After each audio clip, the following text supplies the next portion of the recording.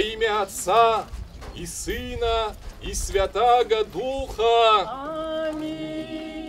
Утренний молебен «Благословения Господне» в небе над станицей Николаевской проходит настоящая спецоперация.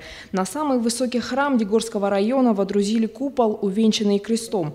Чтобы символ православия был установлен ровно, задействовали башенный кран. Конструкция сделана из специального титанового сплава. Космический металл покрыт особым составом. Он прочнее традиционного сусального золота.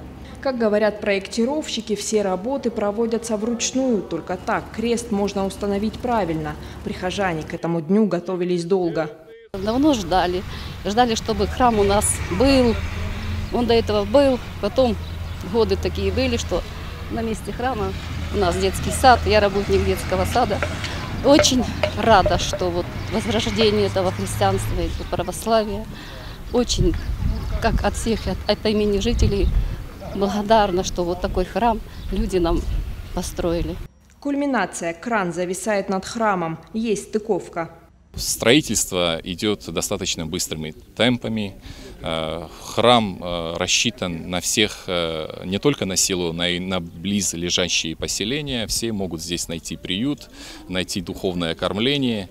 И, видимо, станица Николаевская со временем действительно перерастет в что-то более значимое и станет центром притяжения для всех окружных населенных пунктов.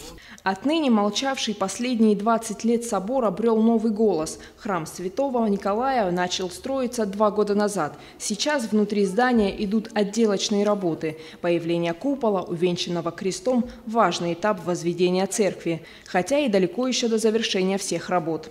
Строительство началось в 2013 году. Планируем завершить уже в конце 2016 года.